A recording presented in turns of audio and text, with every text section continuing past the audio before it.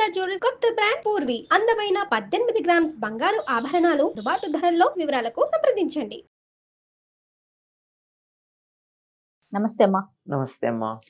అమ్మా, మనకి పోలీస్ వర్గారోహణ ఉంది. ఈ రోజు యొక్క విశిష్టత ఒక్కసారి. కార్తీక మాసంలో దీపాలు పెట్టడం యొక్క ఫలితం ఏమిటో తెలియచెప్పేది పోలీస్ వర్గానికి వెళ్ళడం. ఈ దీపం పెట్టడం అనేది ఎంతో ప్రాధాన్యం వహిస్తుందమ్మా కార్తీక మాసంలో. ఎందుకంటే ఈ నెల వెన్నెల ఎంత వెలుగులో ఉంటుందో చీకటి అంత దట్టంగా ఉంటుంది. ఎందుకంటే ఈ సమయంలో భూమి సూర్యుడికి చాలా దూరంగా ఉండే కాలం, అందువల్ల చలి ఉంటుంది. అందుకని దీపాలకి ప్రాధాన్యం. మళ్ళీ దీంట్లో ఆధ్యాత్మిక విషయం పక్కకు పెడితే లౌకిక విషయం మాట్లాడుతున్నాను నేను. ఇది దీపానికి ప్రాధాన్యం. పైగా చలిగా ఉంటుందేమో, నువ్వుల నూనెతో వెలిగించినటువంటి దీపం పెట్టినట్టయితే అది ఆరోగ్యానికి మంచిది. ఇదేదో వైద్యులు కూడా అంగీకరించారు. కొలెస్ట్రాల్ ఎక్కువ రాకుండా ఉండడానికి ఆ నువ్వుల నూనెతో దీపం వెలిగిస్తే వచ్చే పొగ పీలిస్తే తగ్గుతుంది అని. అది అందువల్ల ఈ నువ్వుల నూనె దీపం పెట్టడం, ఈ నెల పెడితే ఫలితం ఏమిటి అన్నది మనకు అనుమానం వస్తే ఆ అనుమానాన్ని తీర్చడానికి ఒక కథ చెప్పారు. ఇది పోలీస్ వర్గానికి వెళ్ళడం. మనకి ప్రతిదీ కూడా ఒక వ్రతం ఏదన్నా చేసినప్పుడు, ఒక పూజ కానీ చేసినప్పుడు దానికి ఫలితం ఏముంటుంది అని అడుగుతారు. మనకి నాకేమిటిటా అని అడిగే పద్ధతి ఉంది. ఏదో ఉండాలి కదా. ప్రయోజనం అనుద్దిశ్య నమందోపి వర్తతే. ఒక ప్రయోజనాన్ని ఆశించకుండా ఒక పిచ్చివాడు కూడా ఏమీ చెయ్యడు. కనుక మనం పిచ్చివాళ్ళం కాదు కదా. ఏదో ఒక ప్రయోజనం కావాలి. మీరు నెల దీపం పెడితే ఈ ప్రయోజనం ఉంటుంది అని తెలియజెప్పేటటువంటి ఒక ఇతివృత్తాన్ని ఉదాహరణగా చెప్తారు. అందుకే ప్రతి వ్రతంలోనూ మీకు ఒక వ్రత కథ ఉంటుంది. ఈ కథలన్నీ కూడా ఈ భారతదేశంలో జరిగినవే. అందువల్ల ఒక్కొక్క కథ ఒక్కొక్క ప్రాంతంలో ఉన్నట్టుగా చెప్తారు.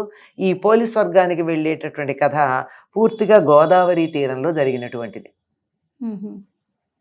గోదావరిలో స్నానానికి వెళ్ళినట్టే చెప్తారు అందులో. పైగా ఈ కార్తీక మాసంలో దీపాలు పెట్టుకోవడం అన్నది ఒక వర్గానికి ఒక వర్ణానికి చెందిందేం కాదు. అందరూ పెట్టుకోవాలి, అందరూ పెట్టచ్చు. వీళ్ళకి అర్హత ఉంది, వీళ్ళకి అర్హత లేదని కాదు. ఎందుకో అసలు ఇవేమీ తెలియకుండానే ఈ సనాతన ధర్మంలో ఒక సామాజిక వర్గానికి ప్రాధాన్యం ఉంది, ఒక దానికి లేదు అని దుమ్మెత్తుకొస్తూ ఉంటారు.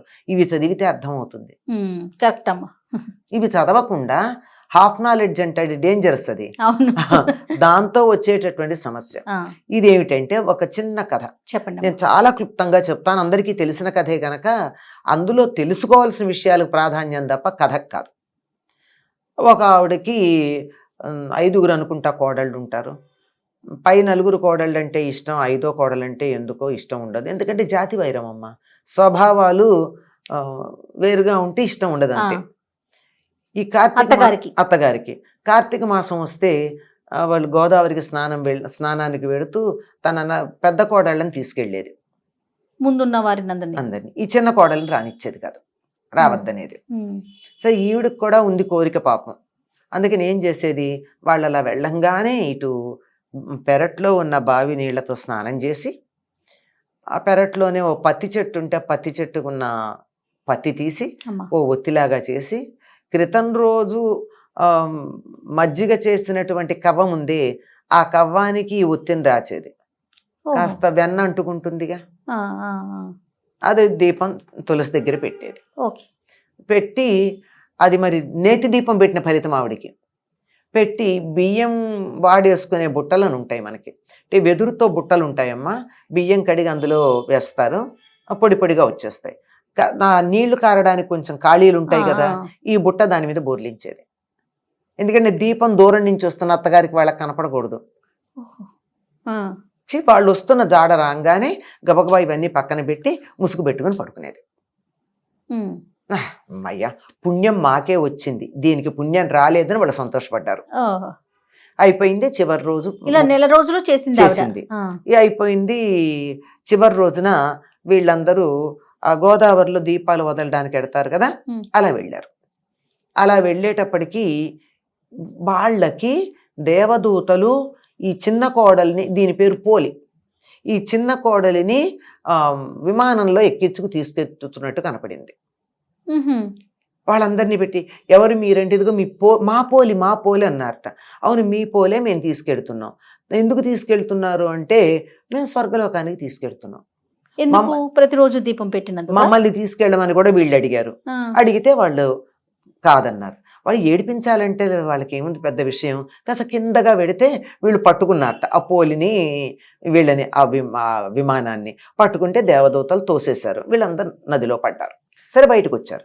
వచ్చి అదేమి మేము దీపాలు పెట్టాం, మేము కార్తీక స్నానాలు చేసాం, మేము కార్తీక దీపాలు పెట్టాము, అదేం చేయలేదు కదా, ఎందుకు తీసుకెడుతున్నారు అంటే మీరు ఎన్ని చేసినా పుణ్యం మీకే కావాలి, ఇంకొకళ్ళకి పుణ్యం రాకూడదు అని ఒక దుర్బుద్ధితో చేశారు గనక, ఇంకొకరికి పుణ్యం రాకుండా అడ్డుపడ్డారు గనక మీకు స్వర్గంలో అడుగుపెట్టే అధికారం లేదు.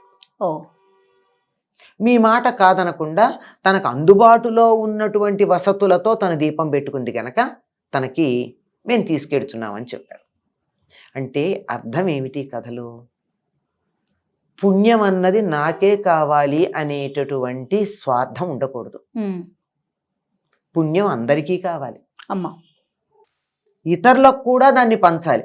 మన దగ్గర ఉన్న వస్తువే నలుగురికి పంచి వాళ్లతో కలిసి అనుభవిద్దాం అనుకుంటామే, పుణ్యం కూడా ఇతరులకు వస్తే నీకేం నష్టం లేదుగా.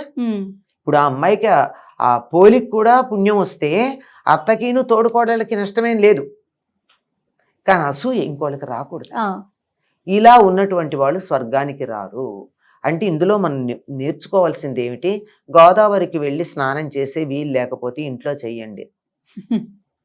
ఇంట్లో కూడా బావి లేకపోతే బకెట్లో నీళ్లతో చెయ్యిలా 3 సార్లు తిప్పి గంగా గంగా గంగా అంటే గంగ అందులోకి వచ్చి ఉంటుందిట ఈ నెలంతా. అంచేత గంగా స్నానం అని అనుకుని స్నానం చెయ్యండి. మాకు ప్రత్యేకంగా ఒత్తులు ప్రత్యేకంగా చేసి ఇంతంత నువ్వుల నూనె పోసి నీ దీపం పెట్టే వీలు లేదు అంటే ఎంత వీలైతే అంత దీపం పెట్టండి. భక్తి ప్రధానం. ఎంత కిలోల నూనె తెచ్చి దీపాలు పెట్టి ఇంకొకళ్ళకి పుణ్యం రాకూడదని అడ్డుపడినట్టయితే మీరు టన్నుల కొద్దీ నూనె వెచ్చించి బేళ్ల కొద్దీ పత్తితో దీపాలు పెట్టినా ఎక్కడున్న వాళ్ళు అక్కడే ఉంటారు. ఇది ఇందులో ప్రధానంగా గుర్తుంచుకోవాల్సింది. ఒకటి, మనకు అందుబాటులో ఉన్న వాటితో ధర్మాన్ని ఆచరించాలి. 2, ఇతరులకు కూడా మేలు కలిగేట్టు చూడాలి తప్ప నాకొక్కలకే పుణ్యం రావాలి అనేటటువంటి దురాశ ఉండకూడదు. ఇది తెలుసుకున్న వాళ్ళు ఒకవేళ ఏ కారణంగా నైనా కార్తీక మాసంలో దీపం పెట్టకపోయినా నమస్కారం చేసి నాకు ఇవాళ కుదరలేదు, ఎవరెవరు పెట్టారో వాళ్ళకి నమస్కారం చేస్తున్నాను అనుకున్నా మనకి సరైన పుణ్యం లభ్యమవుతుంది.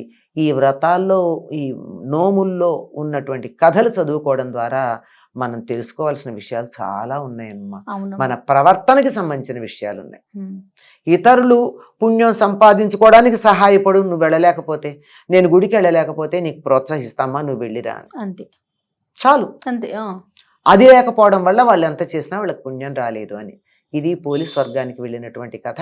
ఇది కార్తీక మాసంలో అమావాస్య నాడు చిట్ట చివరి రోజు చేస్తారు. ఆ రోజు మంగళవారం శుక్రవారం అయితే అయ్యో మన ఇంటి ఆడబడుచు కదా ఎందుకు పంపిస్తాము అని చెప్పి మాట్లాడి చేస్తారు. ఓకే, ఇంకా ఆ రోజు ఏమైనా ప్రత్యేకమైన విధి విధానాలు పాటించాలమ్మా? ఏమీ లేవమ్మా. ఈ కార్తీక మాసం అంతా ఏం విధి విధానాలు ఉన్నవే. తెల్లవారుజామున సూర్యోదయానికన్నా 1.5 గంటల ముందు స్నానం చేయడం, తులసి దగ్గర దీపం పెట్టడం, ఆహార నియమాలు పాటించటం. ఆహార నియమాలు ఉన్నాయి కదా మనకి, ఏదో సాత్విక ఆహారమే తింటాం, రజోగుణానికి సంబంధించింది తమో గుణానికి సంబంధించిన ఆహారాలు తినకుండా ఉండడం, అట్లాంటి నియమాలే ఉన్నాయి. సాయంత్రం మళ్ళీ ఎలాగో దీపం పెడతాం. ఇంకా అమావాస్య ఉంది కనుక, కార్తీక మాసమే కనుక తులసి దగ్గర మళ్ళీ సూర్యాస్తమైన తర్వాత దీపం పెట్టుకుంటాం. అంతే. నమస్తే. నమస్తే అమ్మా.